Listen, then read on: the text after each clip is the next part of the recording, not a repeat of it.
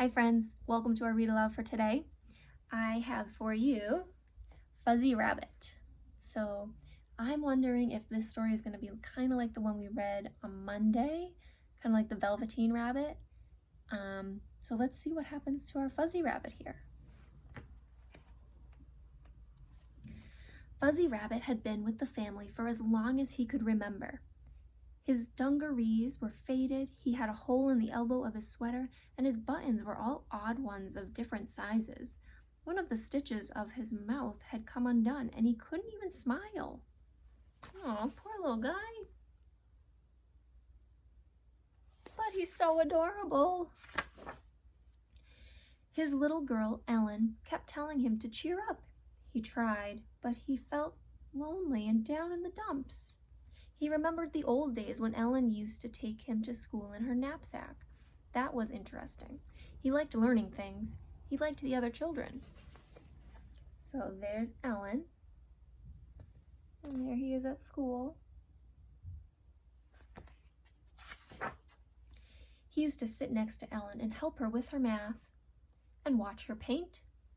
But recently, Ellen had started leaving him at home with the other toys. Oh, look how cute he is, trying to help her with the math. Why do you think she started leaving him at home with her other toys? Do you think she stopped liking him? On her birthday, for the first time, Ellen forgot to take Fuzzy downstairs for her birthday party. He could hear the children in the front room dancing to music and playing games. He sighed. He felt a bit left out. He decided to go and have a little peek, so he climbed off the bed and tiptoed out to the landing. He lowered himself down the stairs and pushed his head between the banister rails. So there he is, creeping downstairs. And he's trying to see what's going on. He could see Ellen opening her presents. There were pieces of wrapping paper and bits of ribbon and cards and envelopes all over the floor. Fuzzy had never seen so many presents. There were cries of delight as Ellen opened a box and took out a pink doll with curly hair and shiny black shoes. Fuzzy thought that she looked like a perfectly ordinary sort of doll. So he doesn't really sound impressed with this new doll.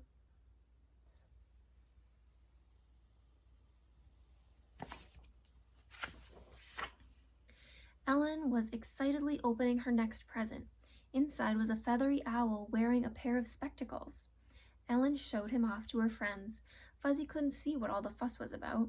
Ellen's mother started to light the candles on the cake. "I'll just shut the door so that draft won't blow them out," she said.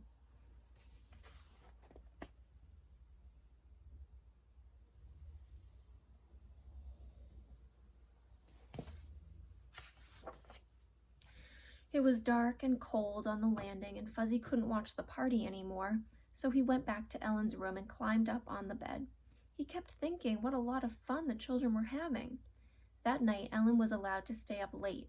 When it was time for bed, she had to get out of her party dress and into her nightgown very quickly.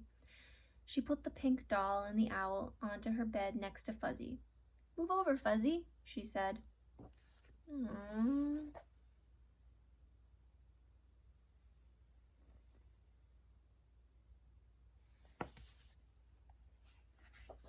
He's tucked in so well in her bed. Fuzzy wished the new toys didn't take up so much room. He nudged the owl to make him move over a bit. The owl pecked him. Fuzzy didn't think that was very polite.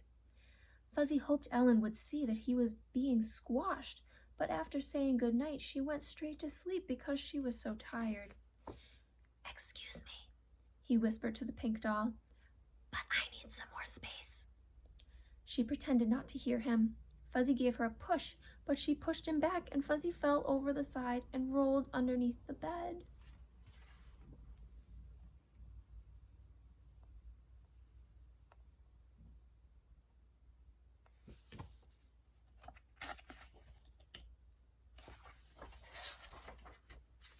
It was very cold on the floor all night, but what was worse, nobody noticed he was missing in the morning. He lay there sadly all day, sneezing in the dust. Nobody heard him.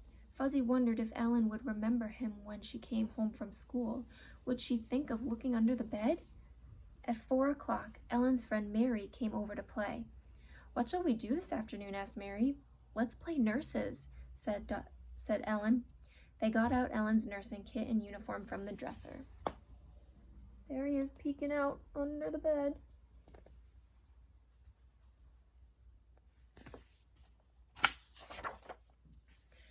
The girls put all the toys into the hospital, but Ellen wasn't happy. Something wasn't right.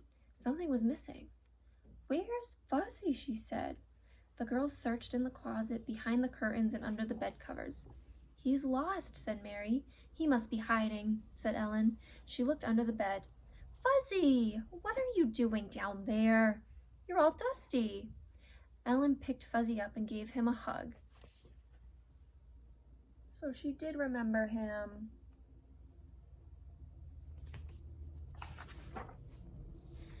Ellen was surprised at how thin he'd become. "I remember when Mommy first made you. You were so cuddly and cheerful and bright," she said. She looked at Fuzzy and noticed that the fuzzy wool on his face had worn away and that he was losing some of his stuffing. "Look," she whispered to Mary. "I could take him home with me and make him better," said Mary. "I'd swap my kaleidoscope for him," she added. Fuzzy was suddenly very frightened. Mary was quite a nice little girl, but he didn't want to go and live at her house. What would Ellen say? So Mary wants to take him home. Do you think Ellen will let her take him? I hope not. Ellen didn't need time to think. She answered right away. "I wouldn't swap Fuzzy for anything. He's always been my best friend. I can make him better." Fuzzy felt happy through and through. Mary took his temperature and made charts for all the other patients while Ellen threaded a needle for the operation. "It won't hurt now," she told him.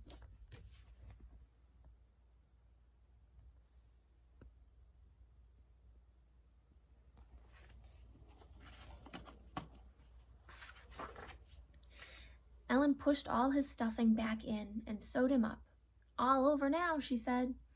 She also put another stitch in his lips so that he could smile again. Ellen and Fuzzy smiled at each other. Ellen fussed over Fuzzy, while Mary gave the owl some medicine and tied a bandage around the pink doll's arm. "What are their names?" asked Mary. "They haven't got names yet," said Ellen.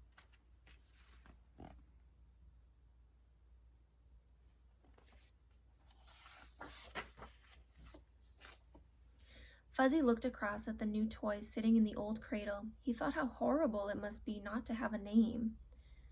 "What are you going to call them?" asked Mary. "I'll call the owl Wisey because he's wise, and I'll call the doll Jane because she looks like a Jane," said Ellen. Ellen's mother called, "Tea's ready." So the girls ran downstairs. Fuzzy went over to Jane and Wisey. "Hello," he said. "My name's Fuzzy."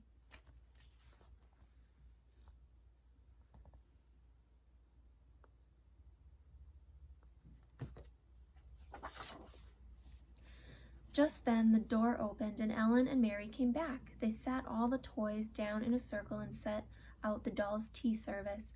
Mary poured the orange juice and Ellen sliced the birthday cake.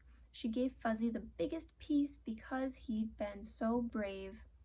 "It's nice to have friends," thought Fuzzy, smiling. He sure does look happy to have that cake there.